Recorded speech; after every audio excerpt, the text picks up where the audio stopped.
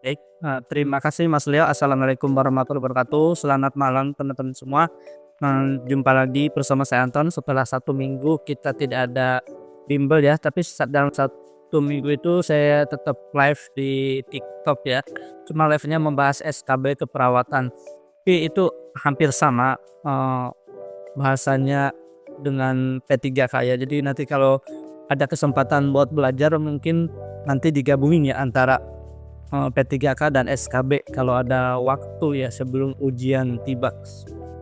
Selama 1 minggu ini yang dinanti-nanti kisi-kisi ya, kisi-kisi dari Permen 4 RB belum keluar juga ya. Jadi kemudian saya cari informasi ke teman-teman yang lain, ternyata P3K itu kisi-kisinya sama dengan tahun lalu. Jadi saya menyesuaikan ke kisi-kisi tahun lalu. Kemudian pada pertemuan kali ini kita akan membahas tentang keperawatan jiwa dan dilanjut dengan asal keperawatan pada pasien yang berduka ya. Nah, bimbel pertemuan ke-6 kita akan membahas tentang jiwa ya. Nah, sebelum saya ke soal, jadi kalau di keperawatan jiwa kan kita menentukan diagnosa. Terkadang itu banyak ya diagnosa keperawatan jiwa tuh, tandanya tuh ini kok masuknya marah, saat dikaji dia halusinasi, kemudian ada juga masuknya marah dengan tidak mau merawat diri. Jadi mana sih yang harus kita pilih diagnosisnya teman-teman? Jadi diagnosis keperawatan jiwa itu sebenarnya seperti ini. Untuk menentukan diagnosis keperawatan, DX keperawatan ya, prioritas itu yang pertama itu kan mengancam nyawa ya teman-teman, mengancam nyawa. Kemudian keluhan saat ini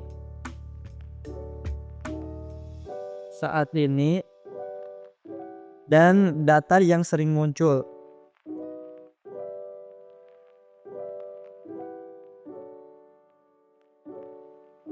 Tetapi di jiwa rata-rata itu dari sini nih keluhan saat ini. Diagnosis keperawatannya ya. Jadi di keluhan saat ini itu here and now. Jadi saat pengkajian ditemukanlah itu adalah diagnosis keperawatan jiwa. Kecuali kalau misalnya ada risiko bunuh diri ya. Jadi risiko bunuh diri itu kan mengancam nyawa. Jadi pilih yang risiko bunuh diri. Kalau misalnya ada tanda RBD dan ada tanda-tanda yang lainnya. Oke. Baik, sekarang kita ke latihan soal. Silakan teman-teman kerjakan.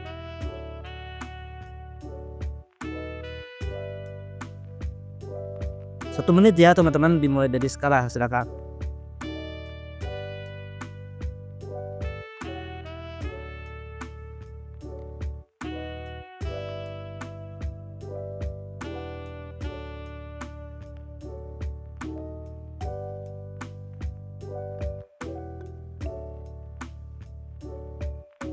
Oke, ada Kak Sari, Kak Mariam sudah menjawab, Kak Wanda, admin Zoom.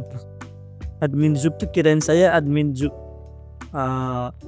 Ini saya hampir jadiin co-host. Mari kita bahas bersama-sama. Seorang laki-laki 16 tahun, ya gak apa-apa, bercanda saya. 16 tahun masuk RSJ 4 tahun yang lalu karena suka menyendiri di rumah dan tidak mau berinteraksi dengan orang lain selain keluarganya. Hasil pengkajian, klien merasa malu karena tidak lulus SMP, merasa dirinya tidak berguna dan membuat kecewa keluarganya. Saat ini klien terlihat murung dan sedih. Apakah masalah keperawatan pada kasus tersebut ya? Benar ya, jadi di sini nih dari hasil pengkajian ya. Jadi ciri khas dari keperawatan jiwa itu adalah here and now. Kan sebenarnya ini ada data banyak nih yang muncul nih. 4 tahun lalu karena suka menyendiri di rumah dan tidak mau berinteraksi dengan orang lain. Yang berarti ini isolasi sosialnya juga ada. Hasil pengkajian, pasien merasa malu karena tidak lulus SMP, merasa dirinya tidak berguna dan membuat kecewa keluarganya. Oke, berarti ini yang didapatkan ya ini ya. Harga diri rendah yang E. Baik, kita ke soal berikutnya. Silakan teman-teman kerjakan.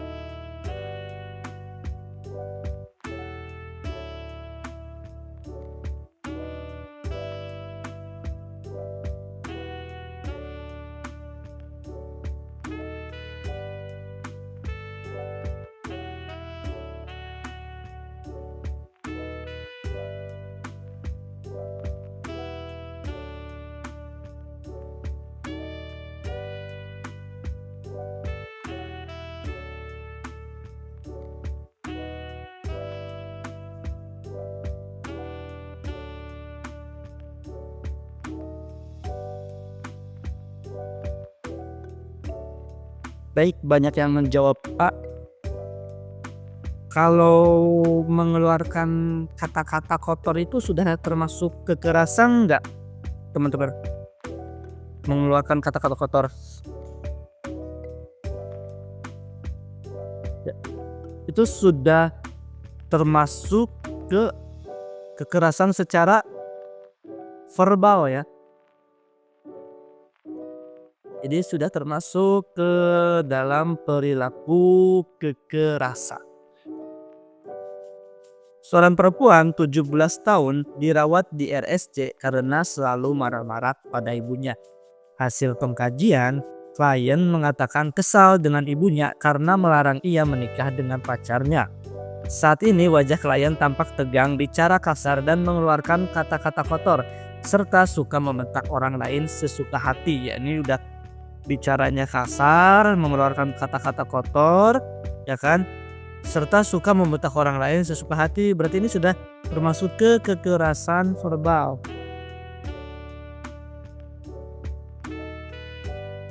Berarti sudah terjadi perilaku kekerasan ya. Maka jawabannya adalah yang C. Kalau masih wajah tegang, kemudian tangan mengepal, mata merah, itu termasuk risiko perilaku kekerasan. Tapi ini sudah ada bicara kasar, mengeluarkan kata-kata kotor, serta suka membentak orang lain. Berarti itu udah kekerasan verbal terhadap orang lain. Maka jawaban yang tepat adalah yang C.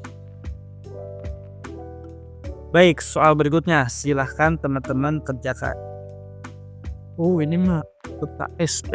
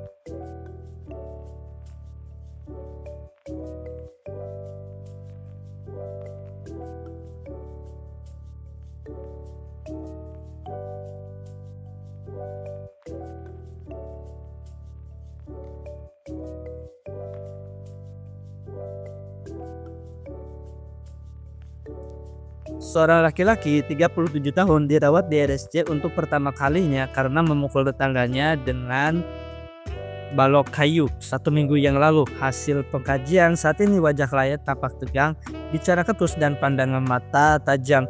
Perawat sudah mengajarkan klien latihan fisik 1 dan latihan fisik 2. Apakah tindakan keperawatan selanjutnya yang tepat dilakukan untuk klien? A. Membuat jadwal kegiatan sehari-hari.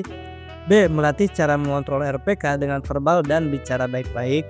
C. Melatih RPK dengan cara penggunaan obat dengan benar. Atau D. Membina hubungan saling percaya. Atau E. Melatih klien mengontrol RPK dengan spiritual. Oke, kira-kira yang mana nih teman-teman?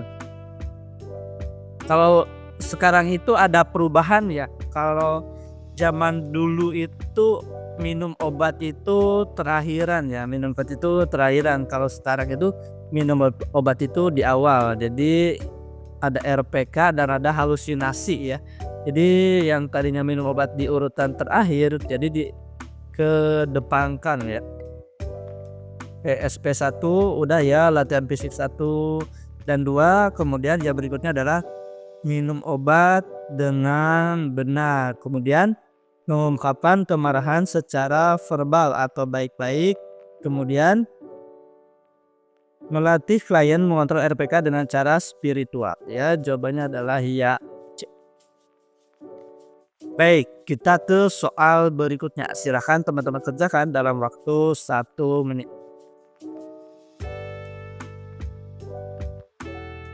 Ini SP ya.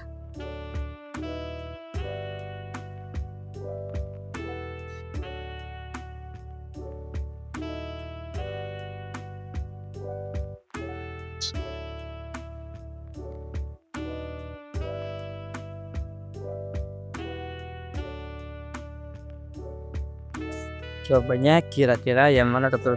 Oke, ada yang jawab C.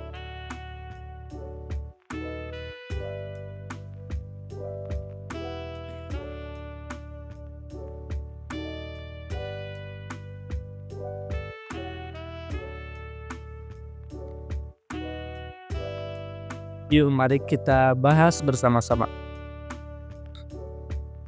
Selanjutnya, tindakan keperawatan apa yang harus diajarkan pada klien tersebut. Jadi kita biasakan membaca pertanyaannya terlebih dahulu biar kita tidak bolak-balik saat mengerjakannya. Seorang laki-laki 32 tahun dirawat di RSJ dengan keluhan sering mendengar suara wanita yang selalu memarahinya menjelang tidur malam. Berdasarkan pengkajian, klien sering berteriak dan sangat sensitif ketika diajak berkomunikasi. Saat ini klien sudah mengetahui cara menghambat halusinasi dan meminum obat secara teratur. Ya, oke, selanjutnya apa nih? Berarti kita tulis dulu di sini SP halusinasi. Oke, SP yang pertama apa teman-teman? SP yang pertama itu adalah ya mengidentifikasi jenis, isi, waktu, frekuensi, dan situasi yang menyebabkan halusinasi. Ya, jadi situasi yang menyebabkan dia halusinasi kita identifikasi. Kemudian kaji juga respon pasien terhadap halusinasi tersebut. Dan kita juga mengajarkan menghardik halusinasinya. Oke, jadi SP1 itu apa ya? Jadinya mengidentifikasi halusinasi,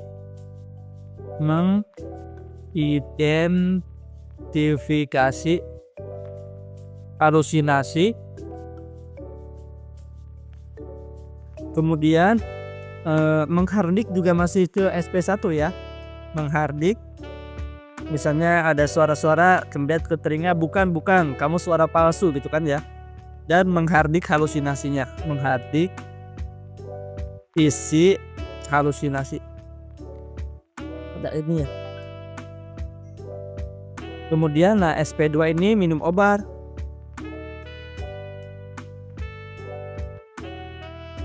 Kemudian SP3-nya apa nih teman-teman? SP3-nya mengajarkan klien bercakap-cakap dengan orang lain. Nah, ini yang C. Kemudian SP4-nya berarti yang mana nih? Mengajukan klien melakukan aktivitas terjadwal. Nah, ini adalah SPO, Kak. Jadi jawabannya adalah yang C. Oh, kalau yang baru minum obat keempat ya, aku ketuker ya. Bentar.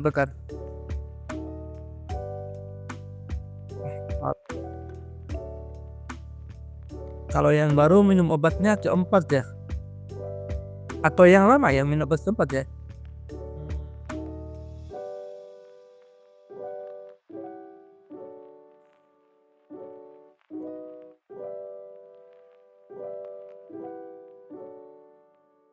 Oh, yang kedua yang obat itu yang lama ya.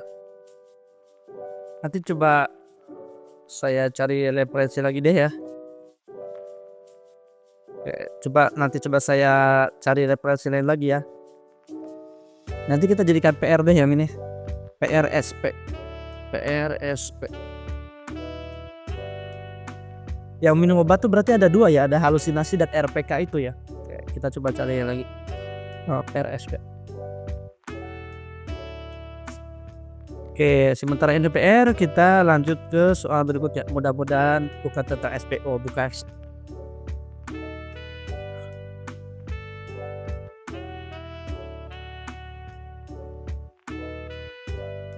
Tahun berapa ini ya?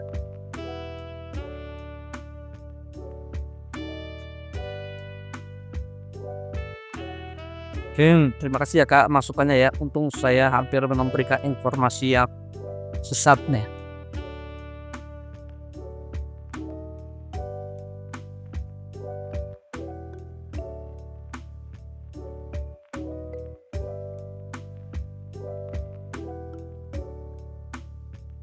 Oke, seorang laki-laki 20 tahun dirawat di RSJ sejak 3 hari yang lalu.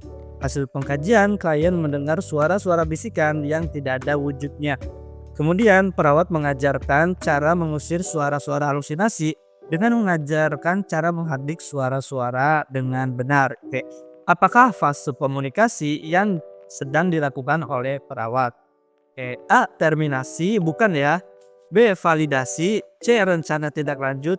D. Kerja, atau E. Salam terapeutik. Bukan ya, jawabannya adalah yang B. Yang fase kerja ya, karena di sini ada perawat mengajarkan cara mengusir suara-suara halusinasi ya. Kalau terminasi itu masuknya ke rencana tindak lanjut, masuk ke terminasi. Salam terapeutik masuknya ke fase orientasi. Ada evaluasi validasi, ini masuknya ke ini juga ya, ke orientasi juga ya. Orientasi. Jadi jawabannya adalah yang D. Baik, soal berikutnya silahkan teman-teman kerjakan.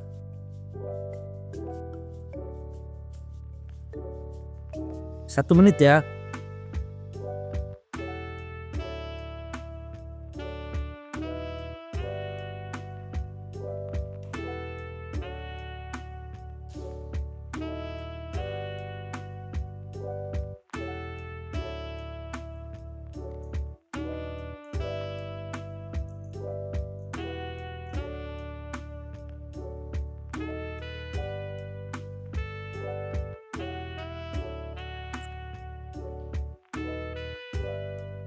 Oke.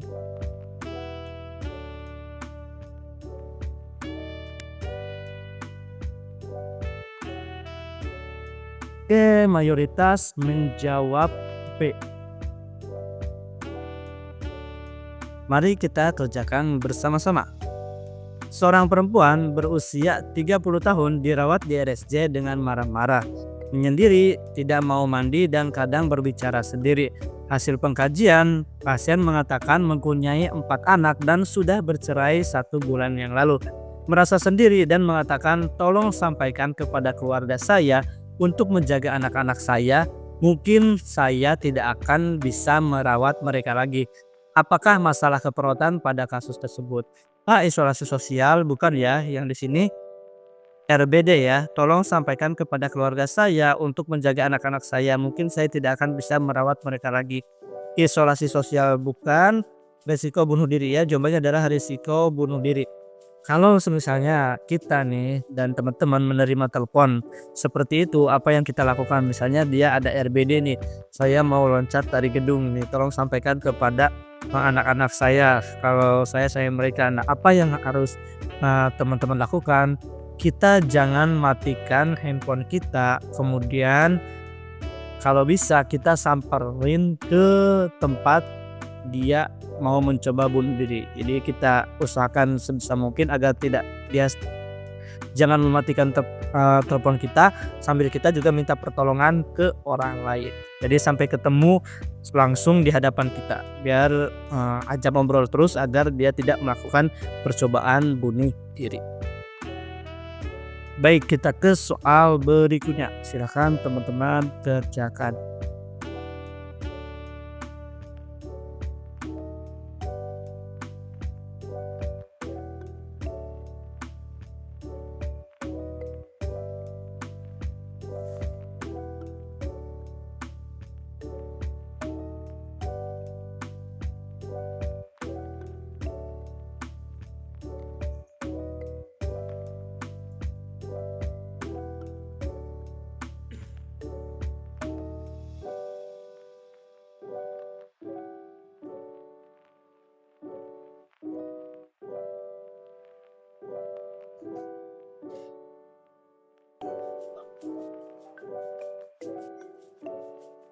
Mari kita bahas bersama-sama.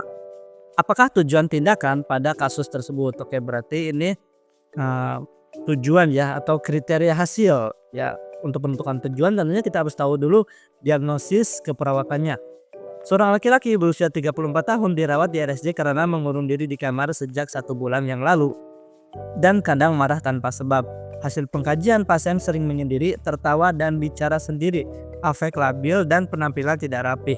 Keluarga mengatakan pasien di PHK setahun yang lalu. Oke. Nah, di sini kita harus tahu dulu diagnosis keperawatannya. Kira-kira yang mana nih? Kita diagnosis keperawatan prioritas aja. Nah, di sini ada hasil pengkajian, pasien sering menyendiri, tertawa dan bicara sendiri, afeknya labil. Oke, berarti ini jawabannya adalah halusinasi. Core problemnya itu halusinasi.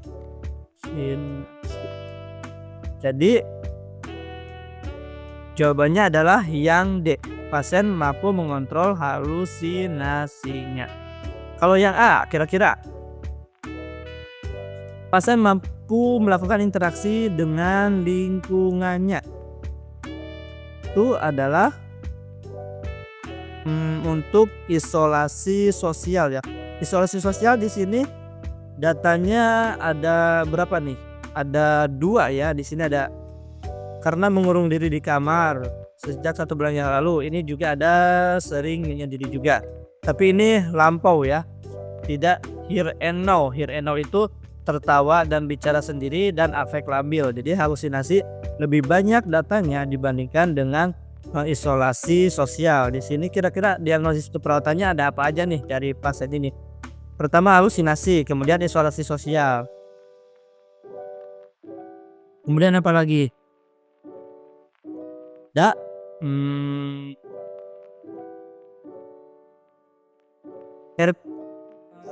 DPD ada nggak? DPD ada nggak di sini? Ada ya di sini ya, DPD ya.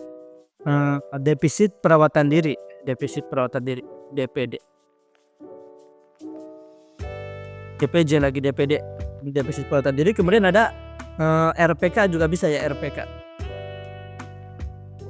Kalau harga diri rendah dari mana ya?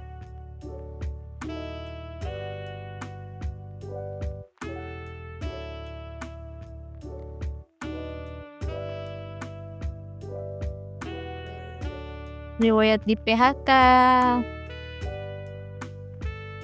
Riwayat oh iya di PHK ya.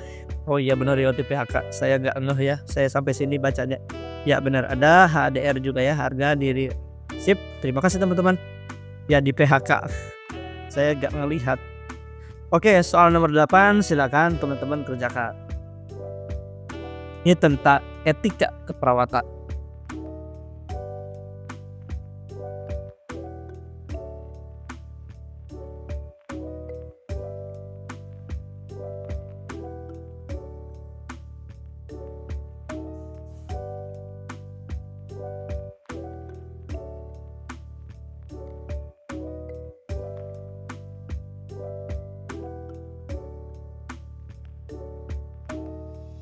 Baik, Adi menjawab B, Tama Desta menjawab A, jawab B. Oke, ada yang menjawab B, ada yang menjawab A. 1, 2, 3, 4, 5. Oke, baru 5 orang yang menjawab. Oke, ada yang menjawab A.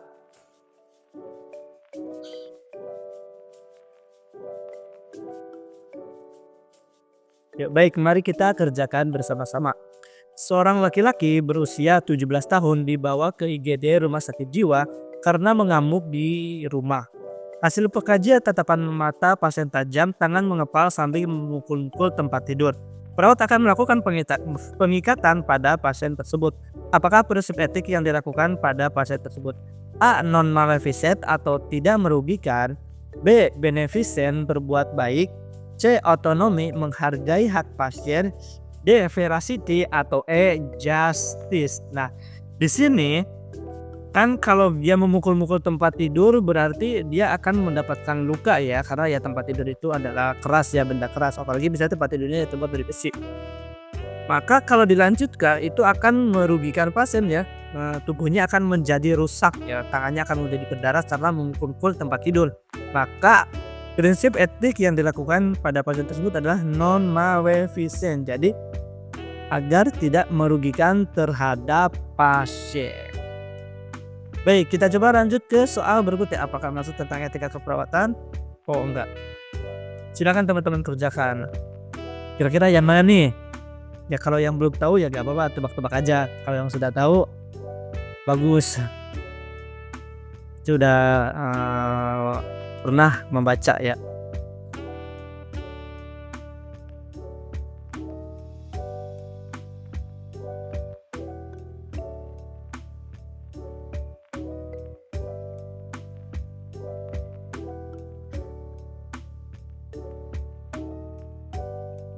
Oke, Mas Zulapki dan Mas Takdir menjawab D. Yang lain?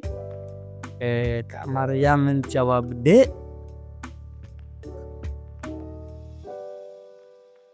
Ya, yang terkini ya, karena faktor presipitasi ya, atau faktor pencetus.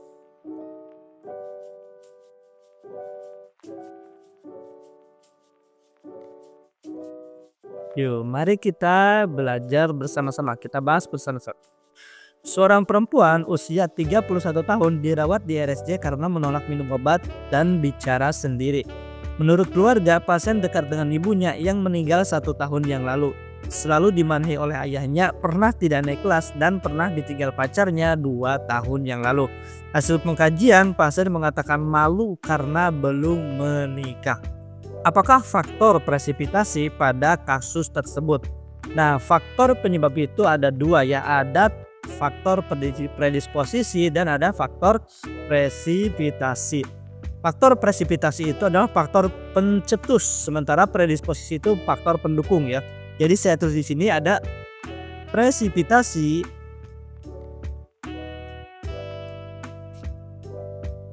itu adalah faktor pencetus. Kemudian ada predisposisi itu adalah pendukung. Cara membedakan presipitasi dan predisposisi, berarti presipitasi itu kan pencetus ya.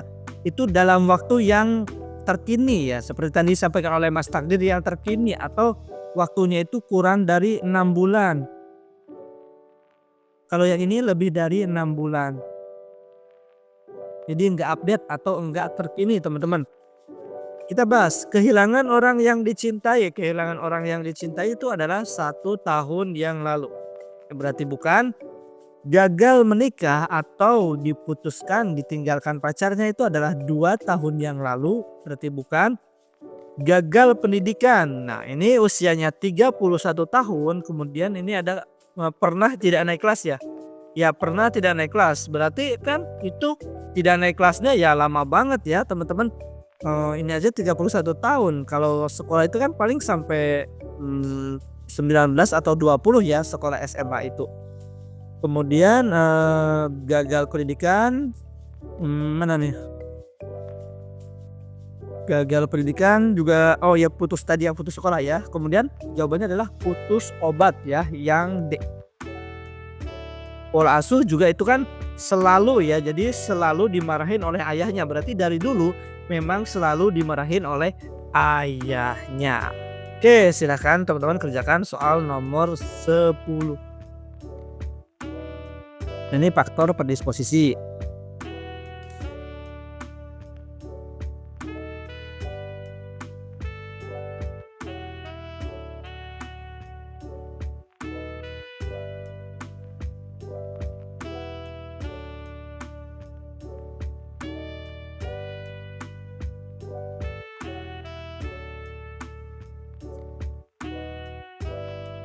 Kira-kira yang mana faktor predisposisi?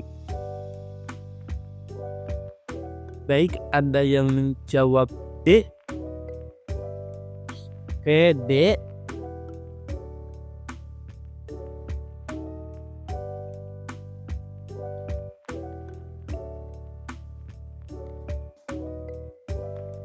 Seorang laki-laki 31 tahun diantar ke RSJ oleh keluarganya karena melakukan percobaan bunuh diri.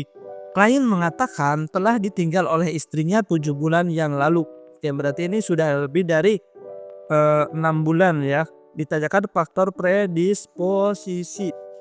Oke, berarti bisa saja ya jawabannya adalah ya kehilangan oleh orang yang dicintai ya, karena ditinggalkan oleh istrinya 7 bulan yang lalu dan istrinya menikah dengan sahabat klien 4 bulan yang lalu. Oke, bukan faktor predisposisi. Klien juga diberhentikan dari pekerjaannya 1 bulan yang lalu, berarti bukan juga. Oke, yang A, istri menikah dengan sahabat klien itu adalah 4 bulan yang lalu, berarti bukan. Diberhentikan dari pekerjaannya itu adalah 1 bulan yang lalu, bukan. Sering melamun itu adalah tanda dan gejala. Oke.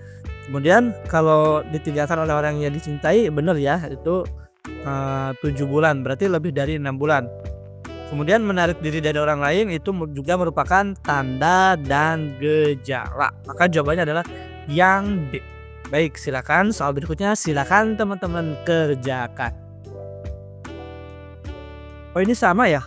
Maaf, ini bonus. Baik, soal berikutnya silakan teman-teman kerjakan fase kehilangan yang benar. Jadi kita belajar fasenya dulu ya. Saya yakin teman-teman sudah ada di luar kepala nih fase-fase kehilangan.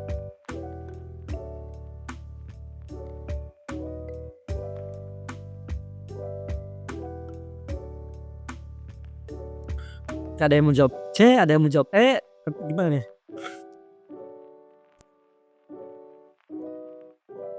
Baik, fase-fase kehilangan itu ada 5 ya. Yang pertama itu adalah denial atau penyangkalan. Misalnya ada kehilangan orang yang dicintainya, ya dia masih hidup dong, ini masih hidup gitu kan. Lihat tembusan napasnya masih ada gitu kan, akronya juga masih hangat. Nah, seperti itu adalah fase denial atau penolakan. Kemudian yang kedua itu adalah anger atau tahap marah. Kemudian yang ketiga itu apa teman-teman? Bargaining ya, atau tawar menawar. Bargaining atau misalnya berandai-andai, andai saja saya tidak pergi bawa motor dengan teman-teman saya, mungkin saya tidak terjatuh dari kendaraan bermotor, itu bargaining. Kemudian 4 itu adalah depresi. Kemudian yang ke-6 itu adalah acceptance atau penerimaan. Acceptance. Nah, bargaining itu adalah berandai-andai ya. Kemudian kalau depresi ya udah diam aja, murung, kemudian tidak mau berinteraksi, itu adalah tanda depresi. Maka jawabannya adalah oke, teman-teman banyak yang menjawab yang E, coba. Denial, anger, bargaining, depresi dan anxiety. Oke, sama ya. Kemudian ada lagi yang milih Bandung tadi, yang pilih nomor 2 ya. Denial, acceptance, bargaining, anger, depresi, bukan ya. Harusnya acceptance itu terakhir. Teman-teman, kalau saya agak ngelantur kasih tahu ya, kok saya habis minum obat batuk kok jadi gini ya.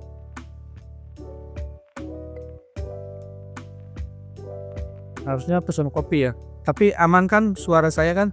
Saya tadi habis minum obat batuk. Silakan teman-teman kerjakan. Kok saya jadi ngelantur ya? Mana tuh obat batuknya ya?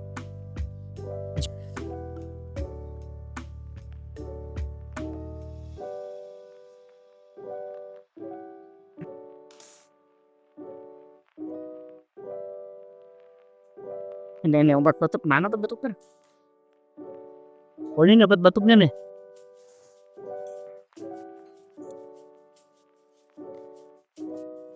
Acetylcysteine kapsul 200 mg.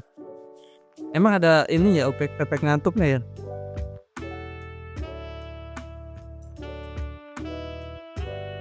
Batuk, gatal tenggorokan.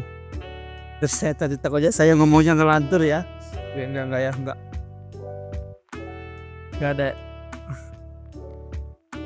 Oke. Yuk kita lanjut ke soal berikutnya.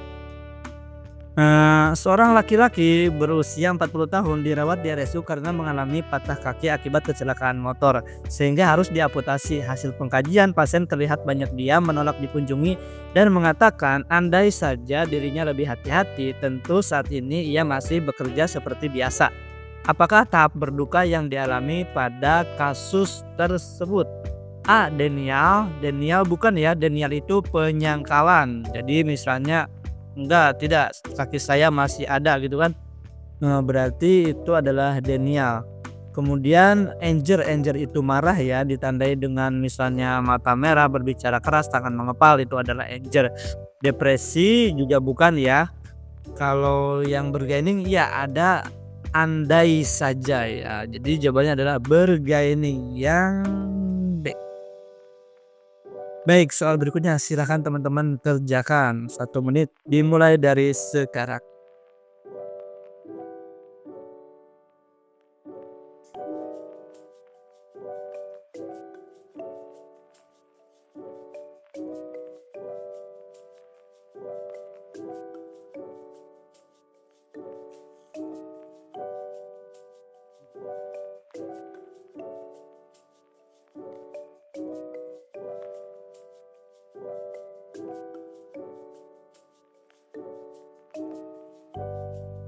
Hal nomor 14.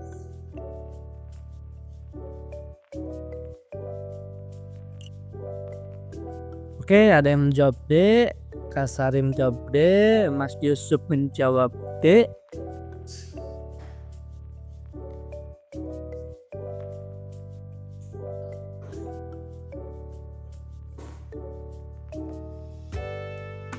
Kan baru aja diomongin Leo, 2 menit lagi nih.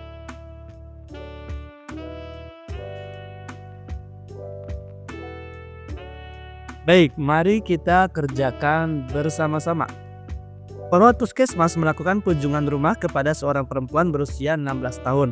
Keluarga mengatakan klien tidak mau melakukan kegiatan apapun. Hasil pengkajian, klien mengatakan malu dengan bekas luka bakar di wajah. Tampak sering menutupi wajah, tampak murung, dan banyak menunduk. Apa kriteria evaluasi pada kasus tersebut? Nah, kira-kira kan kalau kita untuk menjawab kriteria evaluasi kita harus tahu dulu diagnosanya. Kira-kira diagnosanya apa teman-teman? Sudah cukup jelas di sini ya. Mengatakan malu dengan bekas luka bakar di wajah, tampak sering menutupi wajah, berarti adalah harga diri rendah. Nah, jawabannya adalah yang D ya. Pasien mampu mengenal aset positif yang dimiliki. Jawabannya adalah yang D. Kita bahas satu persatu teman-teman. Dari pilihan jawabannya ada yang A, pasien menerima realita. Berarti apa nih? Pasien berorientasi pada realita. Ini untuk apa? Ya, berarti untuk waham. Kemudian pasien menemukan makna hidup untuk keputusasaan namanya teman-teman, keputusasaan. Ya, keputusasaan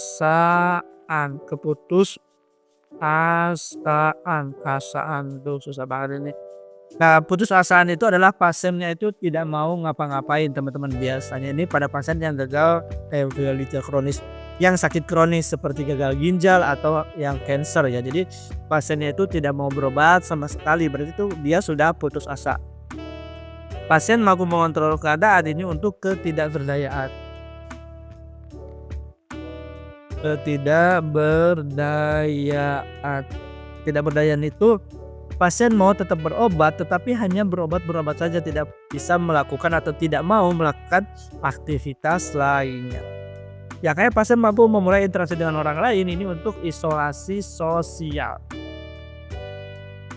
Jadi jawabannya adalah yang D. Soal berikutnya silakan teman-teman kerja.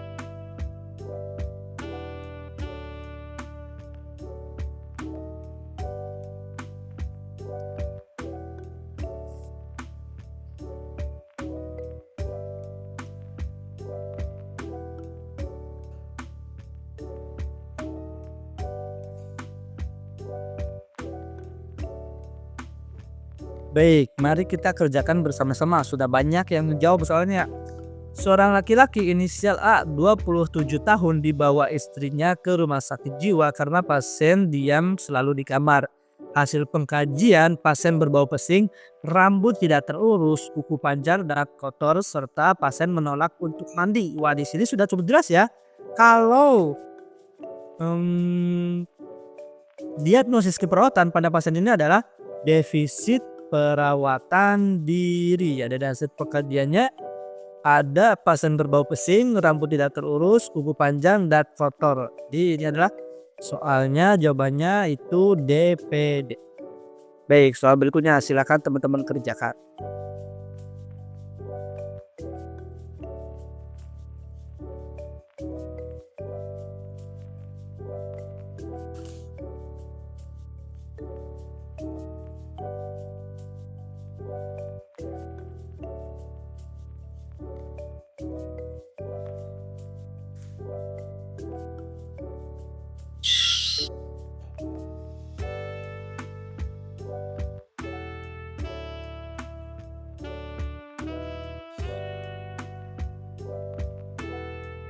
Oke, banyak yang menjawab hampir semuanya menjawab Kak Sari, Kak Andi, Kak Ratna, Kak Kiki, Kak Modesta menjawab ya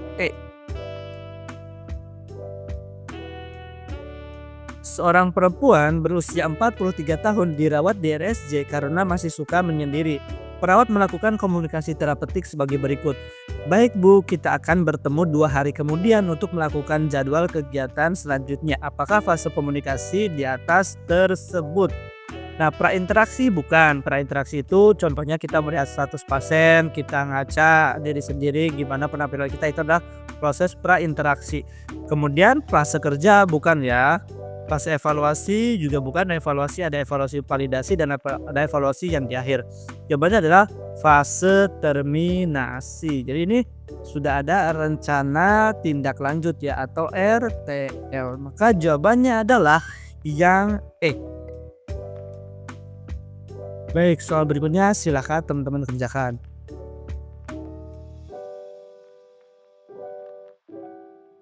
Satu menit dimulai dari sekarang teman-teman.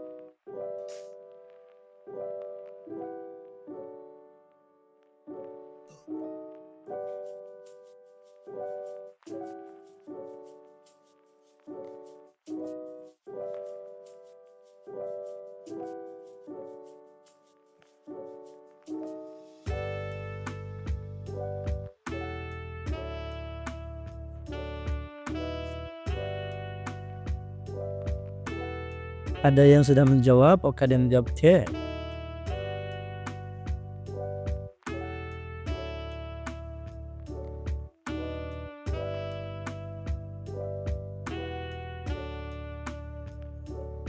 Oke, yuk mari kita bahas bersama-sama. Banyak yang menjawab C. Seorang perempuan berusia 32 tahun datang ke poliklinik rumah sakit jiwa dengan keluhan merasa tidak berharga dan gagal. Hasil pengkajian didapatkan data pasien tampak bersedih, selalu menunduk, dan tidak berminat dengan aktivitas seperti biasanya. Pasien mengatakan selama ini sudah berusaha menjadi istri yang baik, namun suaminya tetap berselingkuh dan ingin bercerai. Pasien merasa dirinya sudah tidak cantik lagi. Apakah yang seharusnya dikatakan perawat kepada pasien dalam situasi tersebut? A. Ceritakan pada saya bagaimana perasaan terhadap diriku sendiri. B. Ceritakan kepada saya apa yang telah mengganggumu. Atau C. Mengapa kamu merasa begitu buruk tentang dirimu. D. Apakah yang dapat kita lakukan untuk membantu dirimu. Atau E. Apa yang kamu pikirkan tentang dirimu. Kira-kira yang mana teman-teman jawabannya? Jadi saat ini kira-kira tahapan berdukanya saat apa nih teman-teman? Menunduk, kemudian tidak berminat terhadap aktivitas, bersedih. Berarti tahap apa nih teman-teman? Tahap, Depresi. ya benar, tahap depresi. Pada saat tahap depresi kita harus menggali kebutuhan pasien tersebut terlebih dahulu ya. Jadi harus mengeksplorasi perasaan atau pandangan pasien terhadap dirinya. Oke. Jadi kira-kira yang mana nih yang mengeksplorasi perasaan dan pandangan pasien tentang dirinya? Kira-kira yang mana teman-teman?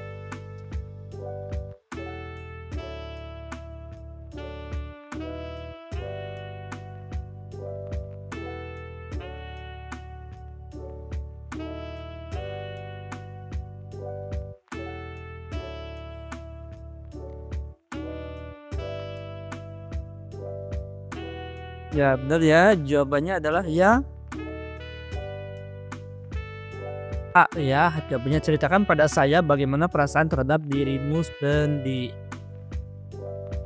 Kita mengeksplor perasaan ini kan, merasa dirinya sudah tidak cantik lagi gitu kan. Jadi kita mengeksplor bagaimana sih pandangan klien terhadap dirinya sendiri. Baik, soal berikutnya silakan teman-teman kerjakan.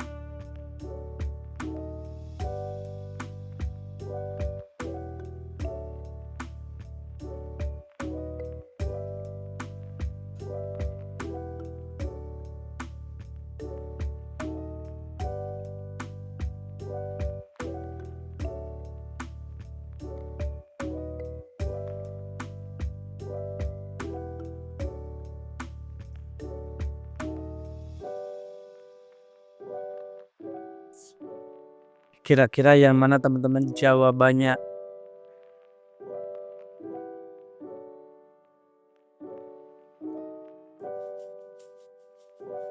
Oke, ada yang menjawab D.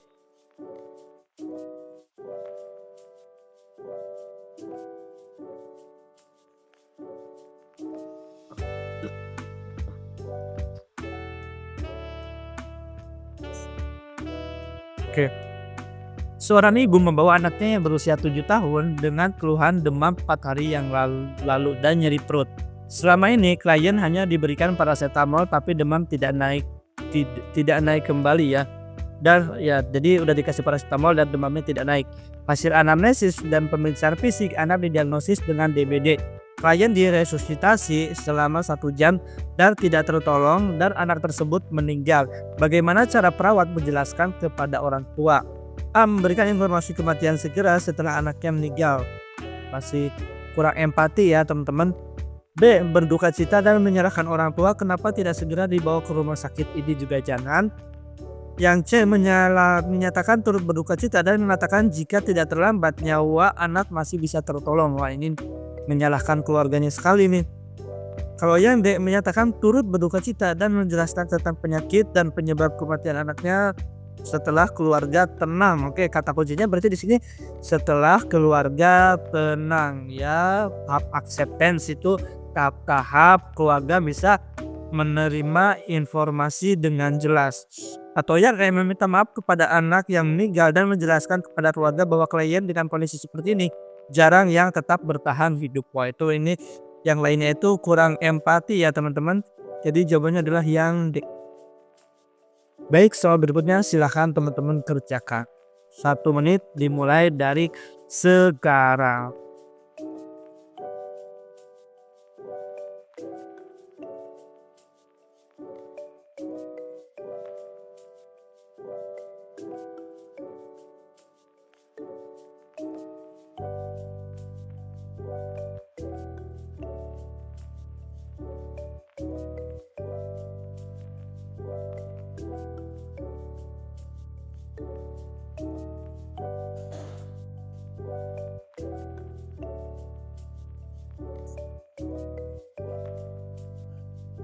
Oke, ada yang sudah menjawab?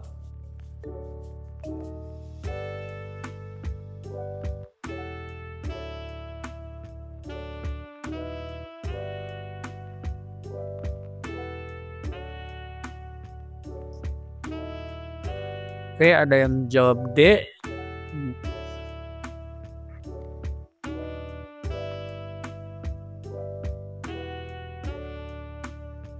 Baik, mari kita bahas bersama-sama. Seorang pasien perempuan berusia 69 tahun dengan karsinoma stadium akhir memberitahu kepada perawat, "Saya hanya ingin mati saja. Saya lelah berjuang dengan penyakit ini. Saya telah menjalani hidup dengan baik. Saya hanya menjalani kemoterapi dan radiasi ini karena keluarga saya yang menginginkannya."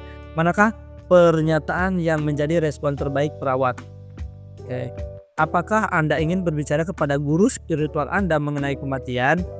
Kemudian yang B, apakah Anda ingin berbicara pada psikolog mengenai pikiran dan perasaan Anda? Saya tahu Anda lelah berjuang dengan penyakit ini, tapi kematian akan datang pada waktunya. Atau yang C, saya tahu Anda merasa demikian, tetapi tidaklah Anda ingin terlihat semangat demi keluarga Anda. Atau yang apakah Anda ingin berbicara pada keluarga dan dokter Anda mengenai permasalahan ini? Oke, jawabannya adalah yang kitanya itu menjadi peran perawat sebagai kolaborator ya. Kira-kira yang mana, teman-teman?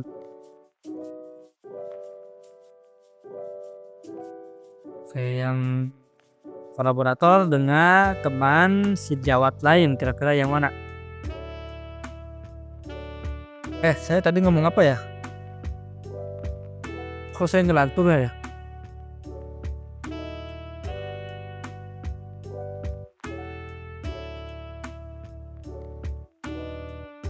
Ya, dengan kolaborator dan advokator berarti ya sebelum kita menentukan ke psikolog, ke mana dulu nih? Kita kan misalnya di ruangan. Kita tuh mau ke psikolog berarti ada apa dulu nih yang DPJP ya, ke DPJP dulu ya, ke DPJP dulu. Kira-kira yang mana ya, teman? Jawabannya adalah yang ya, yang apakah Anda ingin berbicara pada keluarga dan dokter Anda mengenai permasalahan ini? Ya, jawabannya adalah yang Kita harus komunikasikan dulu pada dokter atau DPJP. Baik, soal nomor 20. Sepertinya saya tadi kayak microslip gitu ya. Saya kayak saya ngomong ngantur gitu ya. Setirizim, tapi ini setirizim gak kayak gitu. Oke, silakan teman-teman kerjakan.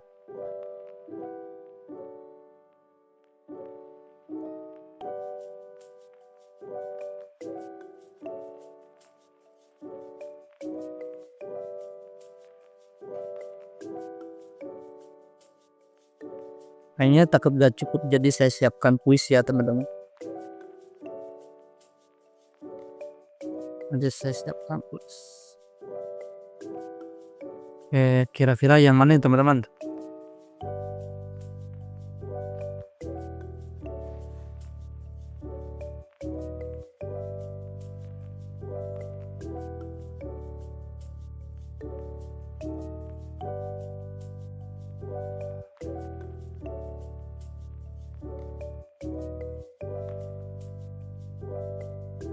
Kira-kira yang mana jawabannya?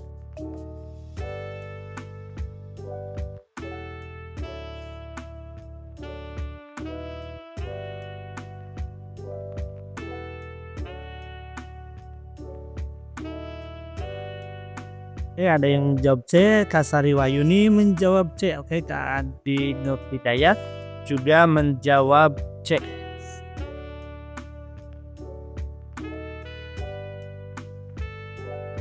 Baik, mari kita bahas bersama-sama. 4 bulan yang lalu, seorang anak laki-laki dan perempuan dari pasien dengan status diet vegetatif menyetujui rencana pemasangan NGT pada ibunya dan menyetujui perawatan jangka panjang pada pasien. Perawat menyadari bahwa kedua anak pasien sedang dalam tahap putus asa mengenai kondisi ibunya. Suatu hari saat mereka mengunjungi ibunya kembali, mereka mendekati perawat dan meminta agar NGT-nya dilepaskan. Manakah pernyataan berikut yang menjelaskan hak legal individu pada situasi ini? Apakah Anda ingin cara lain untuk memberikan bantuan nutrisi? B. Sudah sangat terlambat, sudah tidak ada lagi yang bisa dilakukan. Oh jangan, dia tidak ada empatinya. Secara legal tidak ada paksaan dalam membuat keputusan sebelumnya. Oke, jawabannya adalah karena di sini kan ada hak legal individu ya. Jadi kita jelaskan secara legal tidak ada paksaan dalam pembuatan keputusan sebelumnya, atau kita berikan dulu informed consent dan etiknya itu otonomi ya. Jika kalian meminta untuk melepaskannya, hal tersebut akan lebih mengancam nyawa ibu kalian. Kayaknya kurang enak ya didengarnya. Jawabannya adalah yang C. Baik, kita ke soal berikutnya. Silakan teman-teman kerjakan.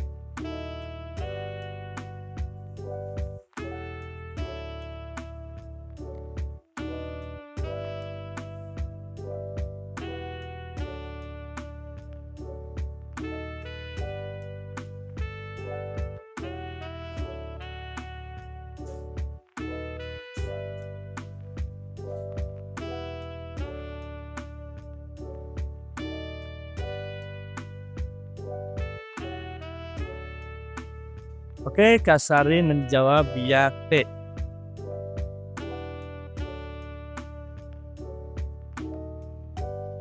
Ada yang lain?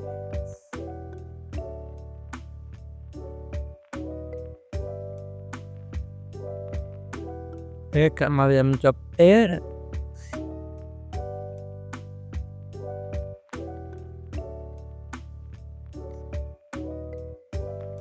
Oke, banyak mayoritas menjawab ya D.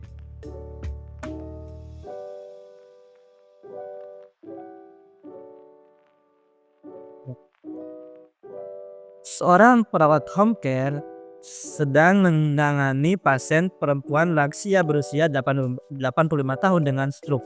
Pasien berstatus total care. Pasien sudah menderita hipertensi selama 10 tahun. Kondisi pasien saat ini berbaring lemah dan imobilisasi. Pada hari berikutnya, keluarga menghubungi perawat bahwa pasien telah meninggal dunia. Manakah diagnosis keperawatan yang paling tepat pada keluarga yang berduka cita? A. Cemas. B. Ketidakberdayaan. C. Distress spiritual. D. Gangguan proses keluarga. Atau E. Ketidakefektifan coping keluarga. Kira-kira yang mana teman-teman? Apakah yang gangguan proses keluarga? Kira-kira kalau yang berhubungan dengan kehilangan itu yang mana teman-teman? Kalau gangguan proses keluarga itu seperti tidak mampu beradaptasi terhadap situasi ya teman-teman. Kira-kira yang mana? Yang berduka. Kira yang mana nih yang berduka?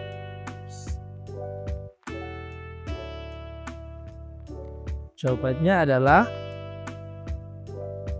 distress spiritual ya, berhubungan dengan kehilangan. Ya, kita bisa buka lagi di SDKI ya, SDKI ada fake di nurse station ya. Kebetulan saya lagi di rumah sakit ya. DKI tentang distress spiritual berhubungan dengan proses kehilangan. Baik, soal berikutnya silakan teman-teman kerjakan.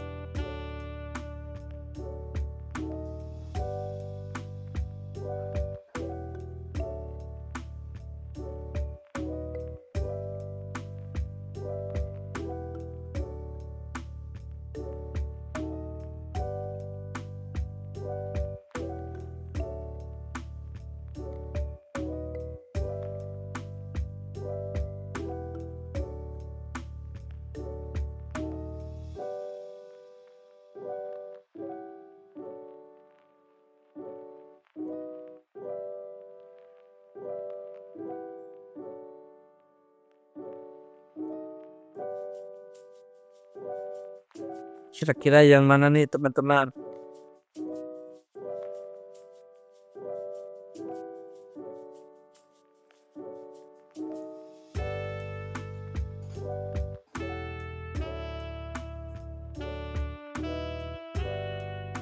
Seorang pasien lansia perempuan 78 tahun dengan penyakit terminal baru saja diberitahukan oleh perawat mengenai kondisi kesehatannya. Manakah pernyataan berikut yang merupakan indikator pertama dari proses berduka? Oke, kira-kira yang mana teman-teman? Kalau yang menangis itu tahap apa teman-teman?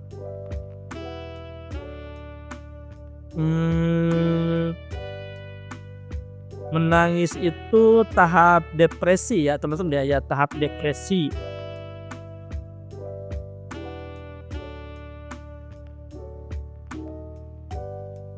Oke. Kemudian mati rasa itu Angel juga ada ya, mati rasa ya. Kalau tahap pertama itu berarti Daniel itu kaget dan cemas ya. Jawabannya adalah ya, cek. Kalau persiapan kematian itu udah accepted ya, accept ya. Soal berikutnya silakan teman-teman kerjakan. Soal nomor 23.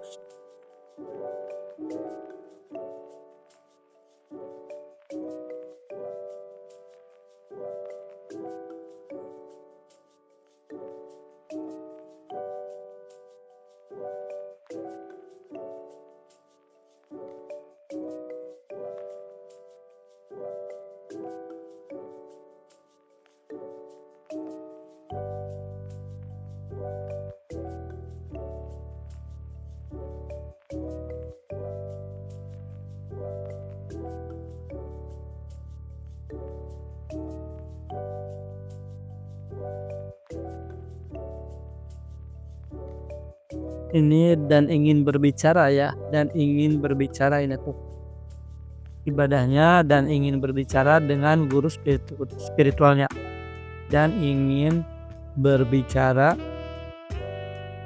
dengan guru spiritualnya. Baik, kira-kira yang mana nih teman-teman jawabannya?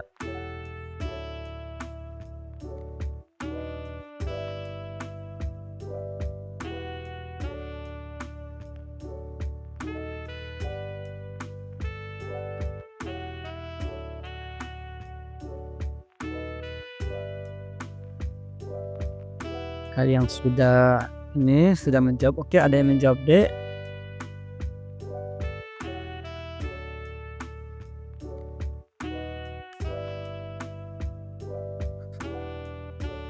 Oke, Kak Andi, Mas Takdir menjawab D.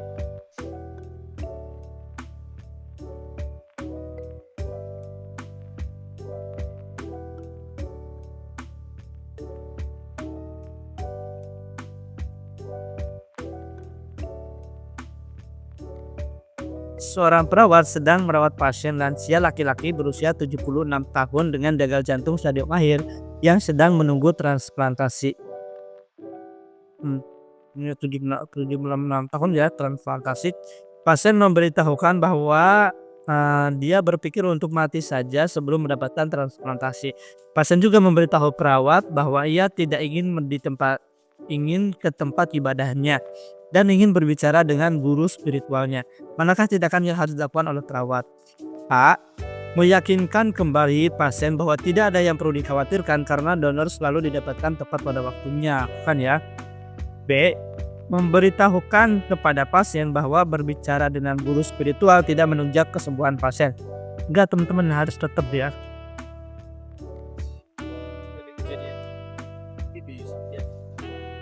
Atau yang C. Memberitahukan pasien bahwa tidak apa apabila tidak beribadah.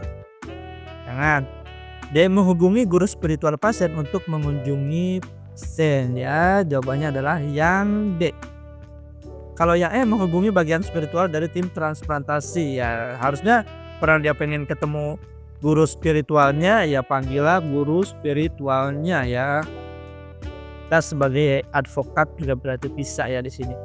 Atau sebagai kolaborator juga bisa. Baik, soal berikutnya silakan teman-teman kerjakan.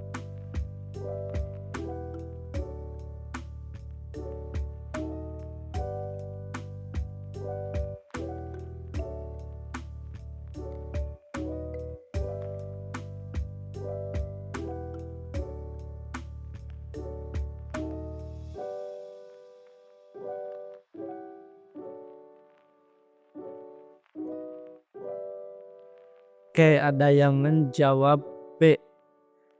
Mas Takdir menjawab B. Yang lainnya? Oke, Kak Sari Wahyuni menjawab B. Kak Muhammad Syahid menjawab B juga.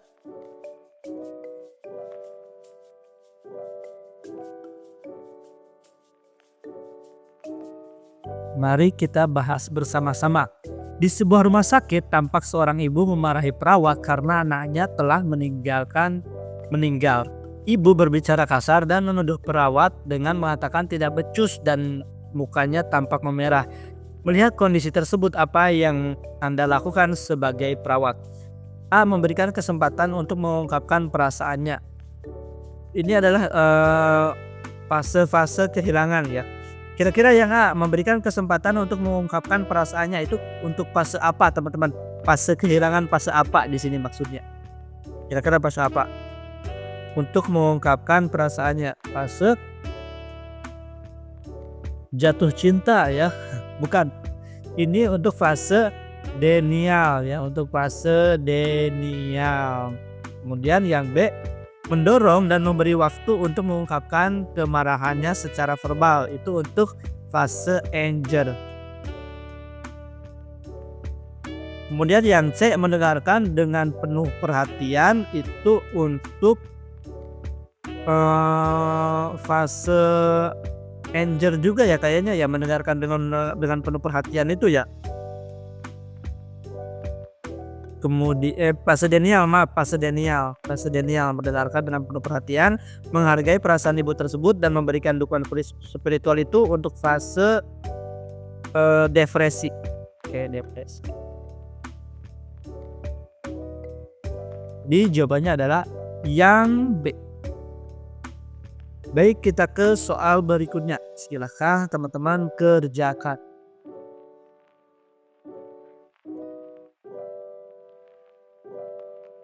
Oke, kira-kira ini fase kehilangannya fase apa nih di kasus ini? Kasus soal berikut.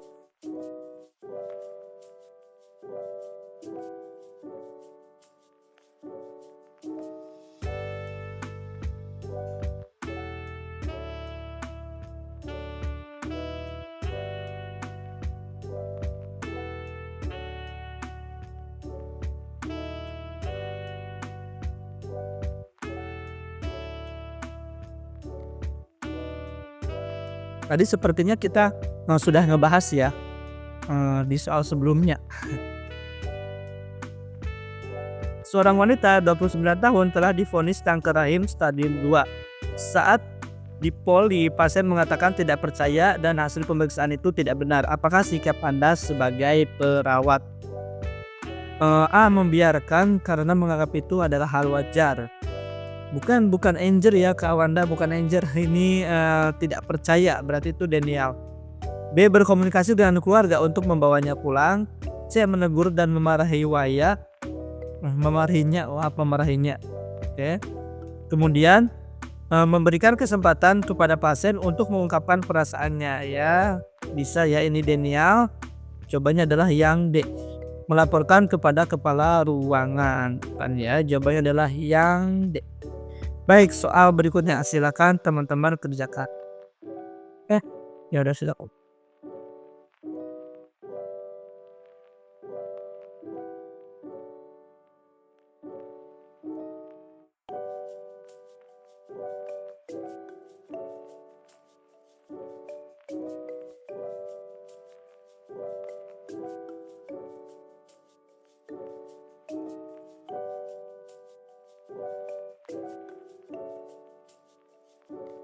Oke, ada yang menjawab E, ada yang menjawab B, ada yang menjawab E lagi.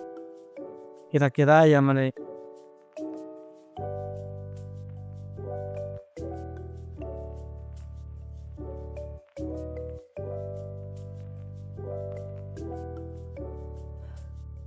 Kira-kira kenapa teman-teman milih yang E? Kenapa milih yang C?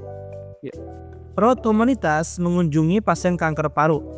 Selama kunjungan, pasien mengatakan, jika saya tidak bisa hidup lebih lama untuk menemani anak saya, maka saya akan lebih siap mati. Manakah fase coping yang dialami oleh pasien? A. Marah. B. Depresi. C. Menerima. D. Menyangkal. Atau E. Bergaining. Kira-kira yang mana teman-teman?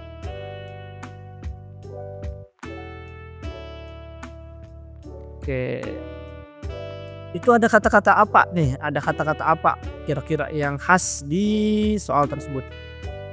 Ada kata-kata berandai-andai ya, ada jika ya. Oke. Ada jika. Oke. Jadi jawabannya adalah ya E. Bergaining. Iya teman-teman, saya mencari kuis dulu ya. Kuis. Karena masih ada waktu berapa menit lagi. Lanjut ya teman-teman. Masih semangatkah? Lanjut Bang. Lanjut sebentar ya, saya nyari kuis dulu. Kita review boleh materi sebelumnya ya tentang Review Bang. mana ini ya.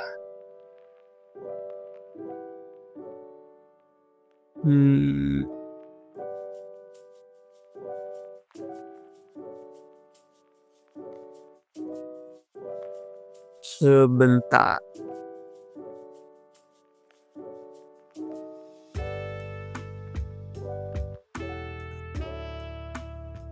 Harusnya saya siapin dulu di sini.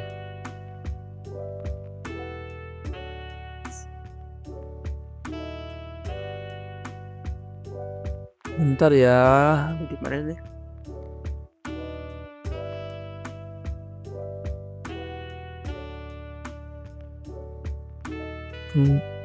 Tiga k.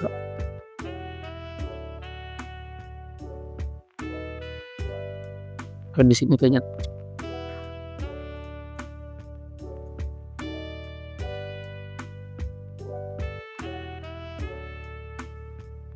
Tarik.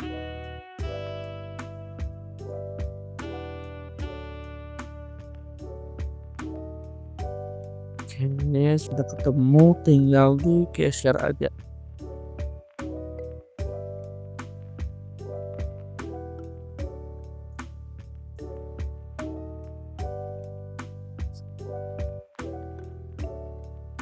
Kebetulan belum disiapkan saya ini kuisnya.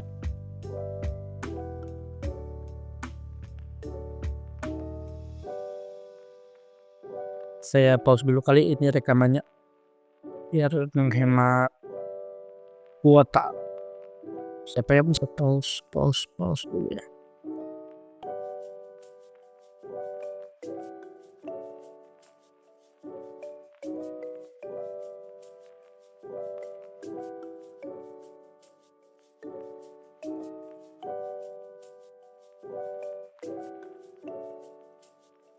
Baik, sudah cukup jelas yang ini. Seorang ibu kehilangan anaknya usia 7 tahun akibat kecelakaan. Tindakan ya apa yang perlu dilakukan perawat saat ibu kehilangan anaknya? A. Ikut menangis bersama ibunya. Bukan ya, itu adalah simpati bukan empati. B. Memegang tangan dan menepuk bahu. Ya, jawabannya adalah yang B. Meninggalkan ibu sendirian, jangan menyuruh diam saat menangis karena mengganggu orang lain atau pasien lain. Bukan. Mengatakan untuk menerima nasib juga bukan. Jawabannya adalah yang B. Baik, soal berikutnya.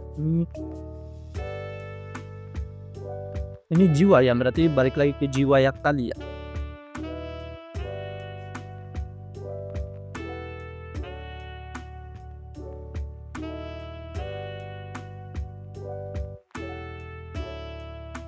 Ini sudah dibahas belum tadi ya? Belum ya yang ini ya? Belum dibahas ya?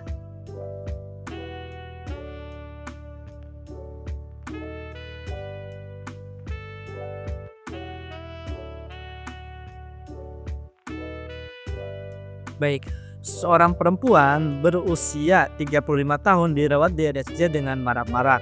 Hasil pengkajian, pasien mengatakan ibu saya mau meracuni saya karena tidak suka dengan calon suami saya. Berarti ini masuknya ya ke waham ya. Waham curiga. Pokoknya saya tidak mau makan makanan yang diberikan oleh ibu saya. Akek labil, mundar-mandir, dan gelisah. Apakah tujuan tindakan keperawatan pada kasus di atas? Ya kak, pasien dapat meningkatkan harga dirinya, itu adalah untuk HDR atau harga diri rendah. Pasien dapat merawat diri secara mandiri, itu untuk DPD. Yang C, pasien dapat berorientasi pada realitas secara bertahap. Ya, jawabannya adalah yang C ya.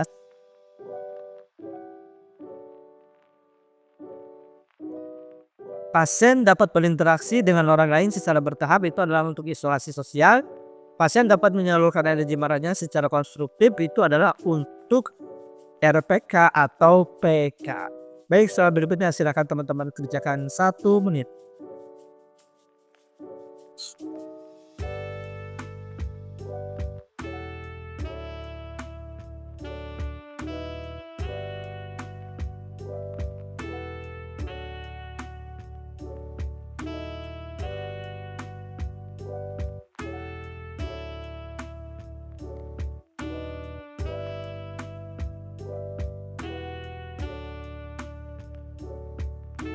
Baik, ada yang menjawab B semua ya. Ada yang menjawab yang lain teman-teman?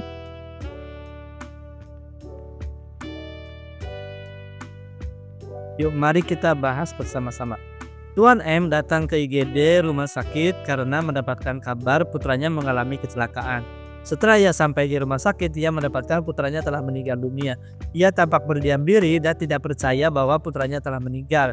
Selang beberapa waktu, ketika seorang perawat mencoba mendekatinya, ia menjadi marah. Oke, jadi awalnya dia denial karena masih tidak percaya, kemudian ia menjadi marah, berarti sudah anger. Ia mempertanyakan bagaimana pelayanan dokter dan perawat di RS tersebut sampai putranya tidak tertolong. Jadi jawabannya adalah yang B ya, anger. Baik, soal berikutnya silakan teman-teman kerjakan. Ini soal terakhir teman-teman. Baik teman-teman, itu saja yang akan kita bahas. Berarti saya masih utang 5 menit ya. Mudah-mudahan nanti bisa diganti deh di Zoom lagi. Kemudian besok itu saya ke bagian dinas pagi sore teman-teman, karena tanggal 27-nya itu kan pilkada. Jadi ntar besok dikabarin ya apakah dipending atau dilanjutkan ya. Mudah-mudahan bisa dilanjutkan ya. Saya sih berharapnya bisa dilanjutkan. Di tempat teman-teman libur nggak besok?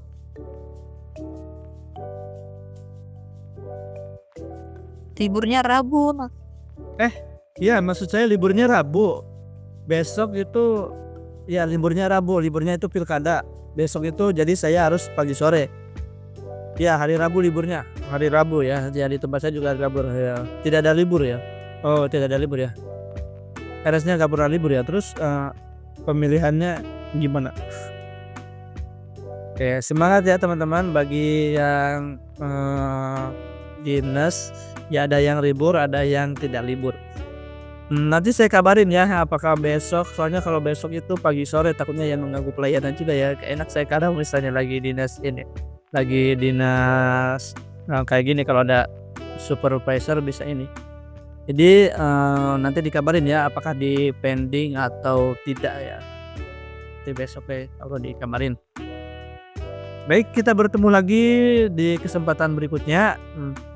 Membahas tentang apa ya? Jadwal tuh udah ada di Leo sih jadwal tuh.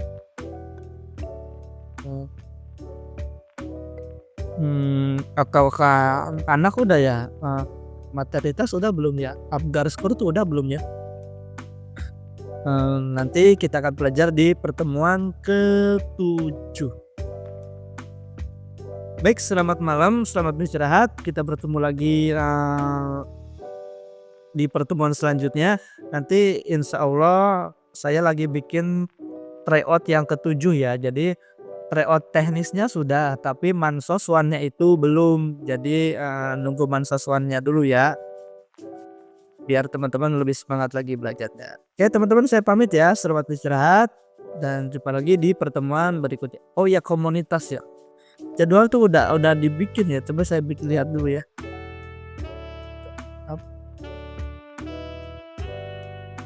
Tapi belum di ini, udah saya kirim, tapi Mas Leo minta lagi gimana jadwal, bukannya udah dikirim.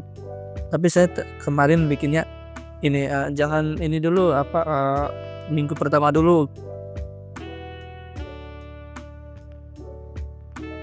Oh iya, komunitas dan keperawatan keluarga ya.